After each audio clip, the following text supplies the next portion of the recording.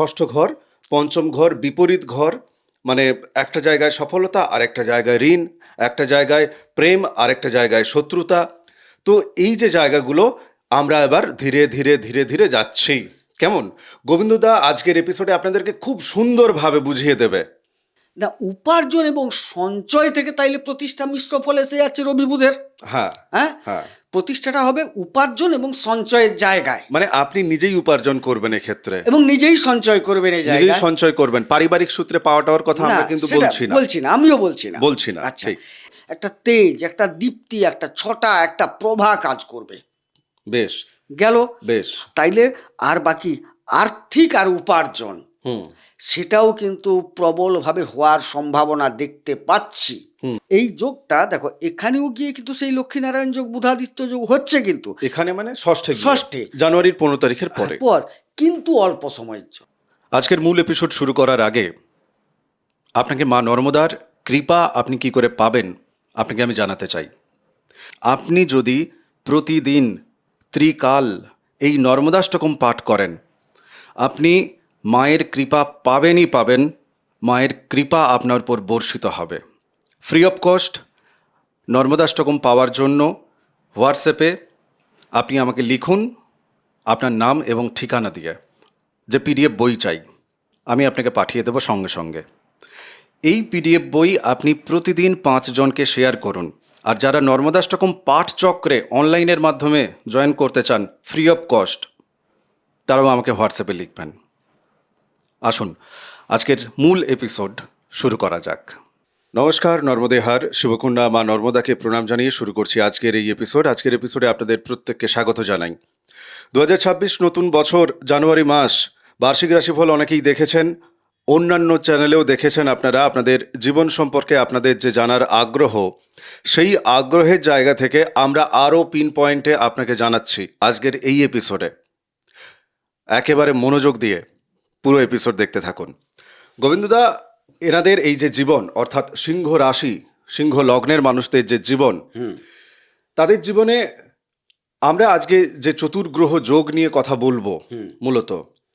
তো এনাদের জীবনে এই যে গ্রহ, চতুর্গ্রহ তৈরি হয়েছে যে জায়গাগুলোতে, সেই গ্রহগুলোর প্রভাব এবং কি কি ফলাফল এই জানুয়ারি মাসে ওনারা পাবেন, সেই জায়গাটা একটু ধীরে ধীরে বিস্তারিত আমরা যাই আর কি। আচ্ছা, প্রথমে যে চতুর্গ্রহ যোগটা তৈরি হয়েছে ভাই, যোগ বসে গেলে হয় না, কোন কোন ঘর থেকে এসে যোগটা তৈরি করলো সেই রূপ তো ফলদান করবে না। একদম কোন ঘরে এবং কে কে গ্রহ এসছে, সেটা একটু সময় লাগবে, শুনতে হবে। আমি অবশ্যই শুনছি, আচ্ছা, ওনারাও শুনছেন। প্রথমেই বলি যে এই চতুর্গ্রহ যোগে রবি বসে আছেন। প্রথম, রবি হচ্ছেন উনার লগ্নপতি বা রাশিপতি। ঠিক। তাহলে 1 নম্বর গেল। দ্বিতীয় পতি এবং একাদশপতি বুধ, তিনি কিন্তু বসলেন। কোথায় বসছেন জানো তো? চতুর্গ্রহটা শুরু হচ্ছে পঞ্চম স্থলে, অর্থাৎ এটাকে ধনু রাশিতে শুরু হচ্ছে। পঞ্চম স্থল অর্থাৎ যেখান থেকে আমরা প্রেম, শিক্ষা, সন্তান, প্রতিষ্ঠা, হ্যাঁ, এইগুলোকে আলোচনা করি। বেশ, আর কি আছে? এবারে শুক্র আসছেন তৃতীয় এবং দশম স্থল থেকে এসে পঞ্চমে বসলেন। তৃতীয়, এবার ফলাফলগুলো কি শুনবে যে কোনখান থেকে কি ফল দেন, তিনি এসে বসলেন, আলোচনার সময় বলে যাব। না, ওই জায়গাটায় যাবো দাদা। এখানে তো শুধু চতুর্গ্রহ যোগ হয়েছে তেমন তো নয়, না, আরো বেশ কিছু যোগ আছে। সেই জায়গাটা কেন এতটা গুরুত্বপূর্ণ, আমরা এই জানুয়ারি মাসে কেন আবার এই এপিসোডটা করছি আর কি, সেটাও একটু ক্লিয়ার হয়ে যায়। আচ্ছা, চতুর্থ এবং নবমপতি মঙ্গল এসে বসলেন। হ্যাঁ, সবাই যে পুরো সময়ে একসাথে ঝাঁক বেঁধে বসে আছেন, ঝাঁক বেঁধে আবার ক্রস করবেন তাও নয়। এখানে জানুয়ারির প্রায় 15, প্রায় ভাষাটা মাথায় রাখবে, 15 পর্যন্ত চতুর্গ্রহ থাকছে, তারপরে আবার তারা ষষ্ঠে চলে যাচ্ছেন। ষষ্ঠেও যোগটা হচ্ছে, অল্প সময়ের জন্য হলেও হচ্ছে। হ্যাঁ, কিন্তু যে গ্রহগুলো থেকে যাচ্ছে পঞ্চমে কিন্তু একরকম ফল দিচ্ছে, ষষ্ঠে গেলে কিন্তু পুরো উল্টো ফল দিয়ে দিচ্ছে। আচ্ছা, তাহলে পঞ্চমের কারকতা তুমি বলেছো, হ্যাঁ, ষষ্ঠের কারকতাটা ওনাদেরকে একটু জানিয়ে দাও। রিপু, ঋণ, রোগ, শত্রুতা, মালিমকদ্দমা, হ্যাঁ, জ্বালা, এইসব আলোচনা করা হয় ষষ্ঠ ঘর থেকে। ষষ্ঠ ঘরে গিয়ে একটু আমাকে স্মরণ করিয়ে দিও যে সেখানে কিছুটা ভাঙছে। হ্যাঁ, ভাঙছে যেটা, সেটা বুঝিয়ে দেবো, দিলে সুবিধে হবে। যে দুটো মাঝখানে ধরো একটা সংযোগ, কিছু বিষয়বস্তু দুজনকে ধরে রেখেছে, যার ফলে খুব আঁটোসাঁটো ব্যবস্থা।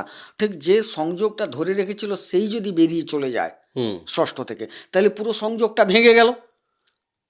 আচ্ছা, মানে আচ্ছা, ওনাদের কাছে একটু ধোঁয়াশা হচ্ছে, বরং আমরা একটা জিনিস শুরুতেই শুরু শুরুটা করি। হোক, এইটাকে তুমি ধরিয়ে দিবে দাদা কি সংযোগের কথাটা বলছিলে। আচ্ছা, বেশ, আমি লিখে রাখলাম। হ্যাঁ, দিলে বুঝতে আমাদের দর্শকদের সুবিধে হবে। হ্যাঁ, এবারে এক এক করে ওনাদেরকে এই জায়গাটা আগে ক্লিয়ার করা হোক।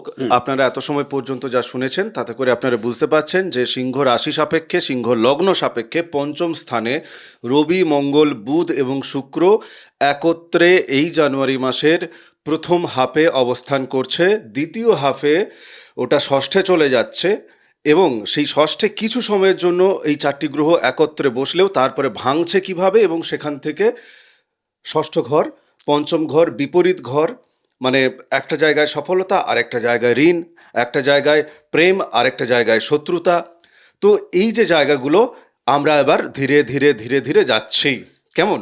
গোবিন্দদা আজকের এপিসোডে আপনাদেরকে খুব সুন্দরভাবে বুঝিয়ে দেবে, যাতে আপনি ওই সময় আসার আগে এপিসোডটা দেখতে পারেন এবং এপিসোড থেকে নিজেকে আপনি সতর্ক রাখতে পারেন, বা আপনার যদি সফলতার জায়গা আছে তাহলে একদম চুটিয়ে সফল হওয়ার জন্য একদম মন দিয়ে পরিশ্রম করতে পারেন এবং ফল তুলে নিয়ে আসতে পারেন।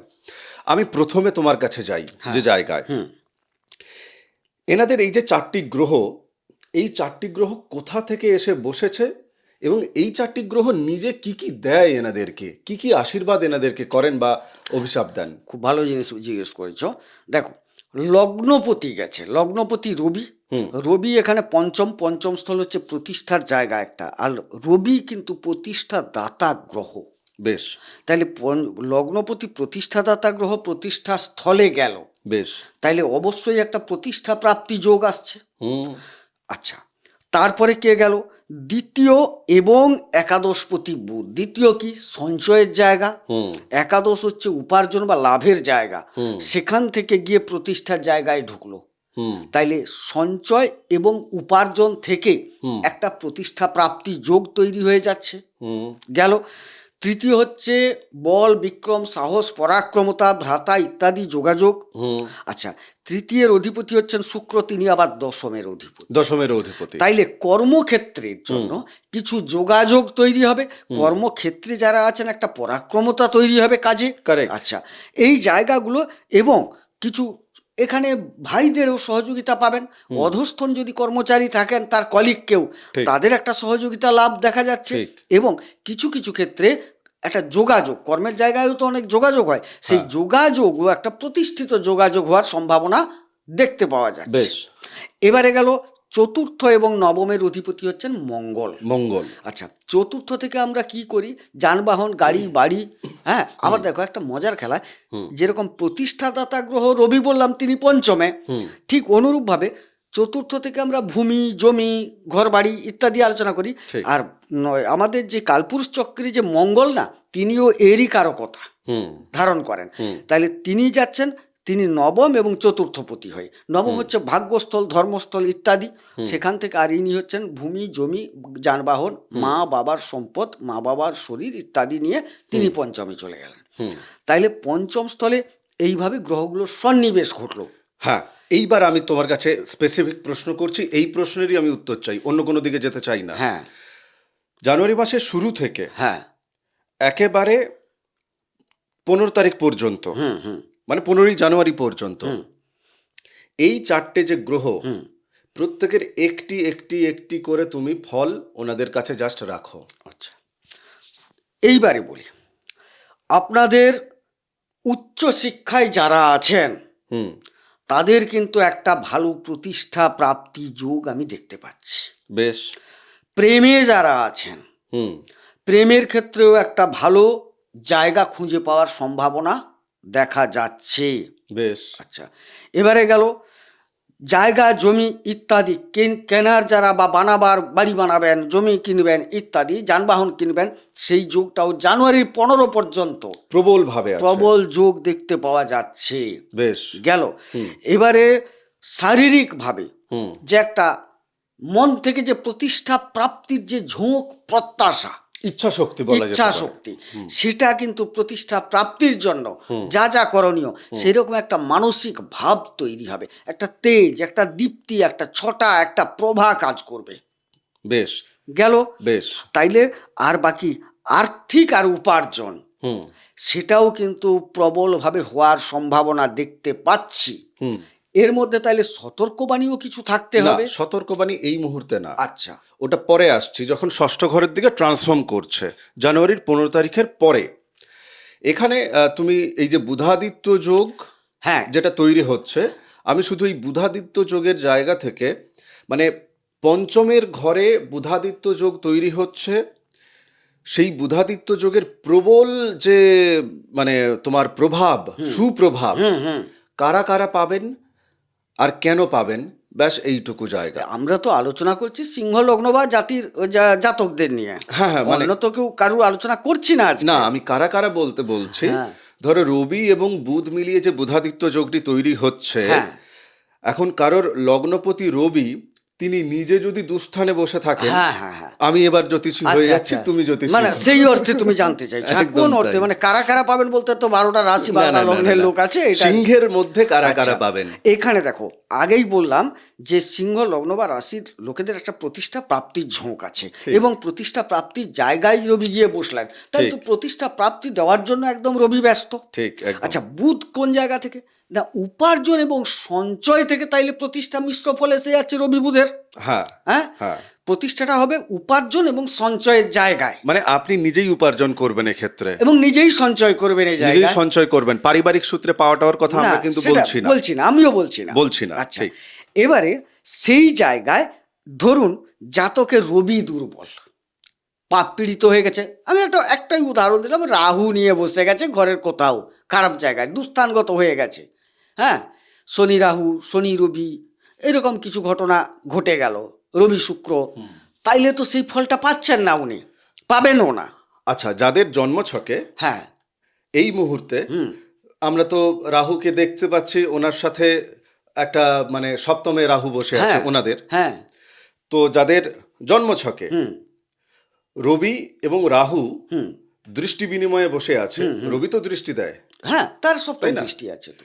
তো সেই জায়গা থেকে রবি রাহু একযোগে বসে আছে, তাহলে সেটাও কি পাপ পীড়িতের তালিকায় অন্তর্ভুক্ত হলো? হ্যাঁ, অবশ্যই, মানে গ্রহণ যোগ তৈরি হয়ে যাচ্ছে ওখানে। এখানেও যোগ আছে, তুমি তো একটা যোগ বুধাদিত্য বললে, আরও যোগ আছে, অনেক যোগ আছে এর মধ্যে। ওই চারটের মধ্যে ওই চারটেকে কম্বিনেশন করলে অনেকগুলো যোগ বেরাবে। আচ্ছা, মোটামুটি আপনাদের কাছে ক্লিয়ার হয়ে গেছে যে রবি রাহু যোগ না হলে আপনারা এই প্রবল প্রতিপত্তির যে জায়গাটা আমরা বলছি, এটা আপনারা অবশ্যই পাচ্ছেন। না না না, শুধু রবি রাহু বলে তুমি চলে গেলে হবে? আচ্ছা আচ্ছা, কি আমি কি বললাম? রবি রাহু, রবি শনি, রবি শুক্র। হ্যাঁ, ওই আর কি। হ্যাঁ, তাহলে একটা বললে আমার তো রবি রাহু নেই। না না, বুঝতে পেরেছি। হ্যাঁ, হ্যাঁ এখানে একটা রবি শুক্র যোগ কিন্তু আছে, ভালো হ্যাঁ। করে দেখে নাও। হ্যাঁ, চতুর্গ্রহের মধ্যে আছে। আছে, রবি শুক্র যোগ আছে। এই রবি শুক্র যোগটা দারিদ্র যোগ। এখান থেকে এত প্রতিষ্ঠা দেখানো হচ্ছে, উনার যদি এই দারিদ্র যোগ যদি উনাদের জন্মকুণ্ডলিতে রবি এবং শুক্র যদি পীড়িত অবস্থায় না থাকে, একটা ভালো ফল দেবে। কারণ রবি শুক্র এক ঘরে বসে আছে, এখানে কিন্তু অ্যাক্টিভ হয়ে যাবে আচ্ছা, কুণ্ডলিটা। আচ্ছা, আচ্ছা। যখন একত্রে হয়ে গেছে গোচরে, ঠিক। অ্যাক্টিভ হয়ে যাবে, তার ফলদান শুরু করে দেবে। আচ্ছা, এবারে নবতারা চক্রে এই গ্রহগুলি যদি মিত্র, অতিমিত্র, সম্পদ তারা পেয়ে থাকে, তাইলে এক প্রকার ভালো ফল দান করছে, না হলে কিন্তু আবার খারাপ ফল দান করছে। আচ্ছা, মিশ্র হয়ে যাবে। এবারে ভাব দেখতে হবে, কোন ভাবে বসে আছে গ্রহগুলো, সেটা দেখতে হবে, মানে উনার জন্মকুণ্ডলিতে দিলে এইখানে যে ঘটনাটা ঘটছে না, এইটা সেটার সাথে কম্বিনেশন করলে প্রকৃত ফলটা কিন্তু এদের হিউজ একটা ভালো ফল পাওয়ার কথা। কারণ তোমাকে একটা যোগসূত্র বলছিলাম না, যে যোগসূত্রটা এখানেও কাজ করছে, ওখানেও কাজ করছে। এখানে দেখো, বুধ একা বসে গিয়ে সুতোর কাজ করছে, বুধ রবির সাথে মিশে একটা বুধাদিত্য যোগ তৈরি করছে, বুধ শুক্রের সাথে মিলে একটা লক্ষ্মী নারায়ণ যোগ তৈরি করছে। বোঝা গেল? তাইলে এই বুধের একটা এখানে বিরাট ভূমিকা আছে, যে বুধকে না একাদশপতি এবং দ্বিতীয়পতি, মানে লাভ বা উপার্জন আর সঞ্চয়, তাহলে কত মানে ভাইটাল জায়গাটা বুধ এখানে গ্রহণ করেছে। মানে এই মুহূর্তে সবার গুরুদেব এখানে কিন্তু বুধ। একদম মজার খেলা, এখানে পুরো কম্বিনেশনটাকে ধরে রেখেছে বুধ। আচ্ছা, এবারে আমরা জানুয়ারির 15 তারিখের পরে সেই ধ্বংসের দিকে একটু এগাই। হ্যাঁ, এইবারে কার কার ধ্বংস হবে না অতটা সেটাও বোঝা যাবে। আচ্ছা, লগ্নপতি ষষ্ঠে গেল হুম বা রাশিপতি ষষ্ঠে গেল। হুম আচ্ছা, এই ষষ্ঠ স্থলটা কিন্তু শনির।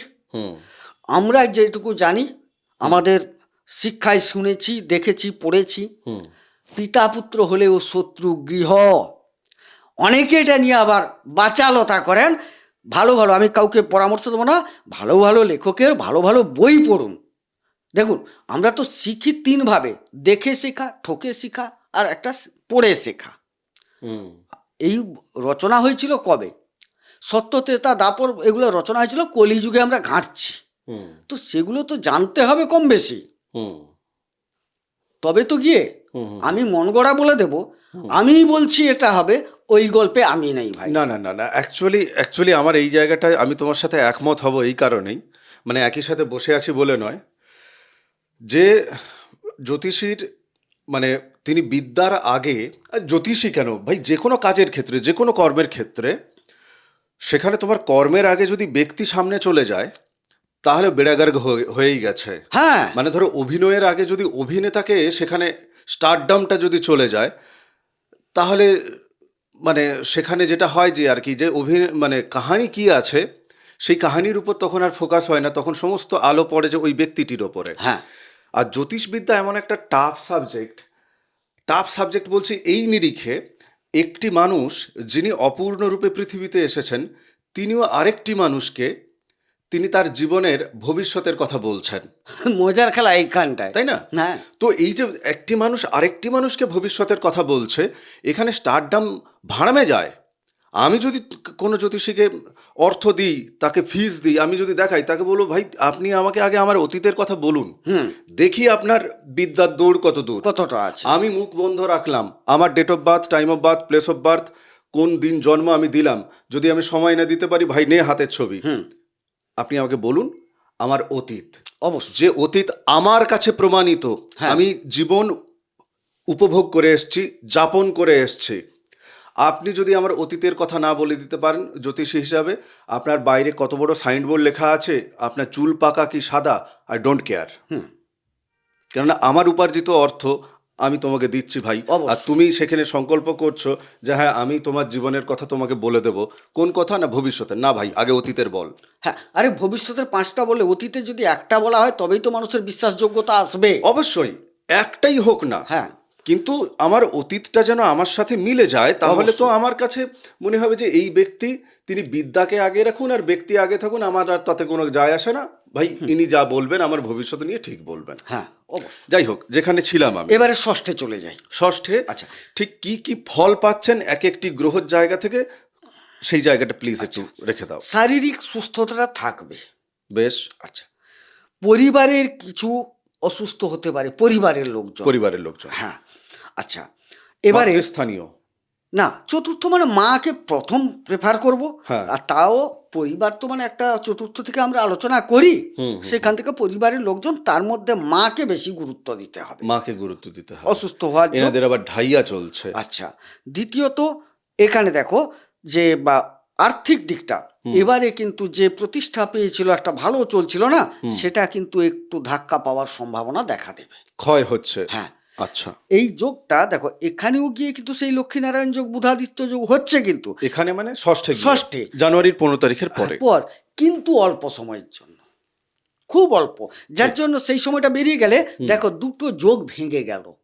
একটা হচ্ছে বুধাদিত্য যোগটাও ভেঙে গেল, একটা হচ্ছে লক্ষ্মীনারায়ণ যোগটাও ভেঙে গেল। না সে ভাঙুক, ভালো জায়গায় অন্তত যোগটা সংগঠিত হয়েছে ওনাদের পঞ্চমে। হ্যাঁ।